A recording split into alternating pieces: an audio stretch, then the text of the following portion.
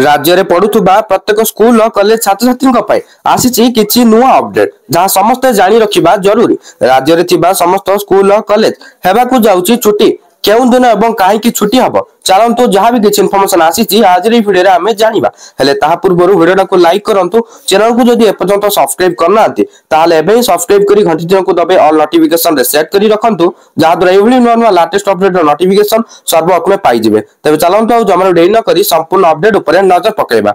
पूर्व आसीथिला directorate of secondary education Odisha Bhubaneswar तरफ हॉलिडे लिस्ट तो आपण माने एठी देखि पारछु holiday list for secondary schools for the calendar year 2024 एही भली directorate of elementary education Odisha Bhubaneswar तरफ मध्य हॉलिडे लिस्ट आस्तिला 2024 पई।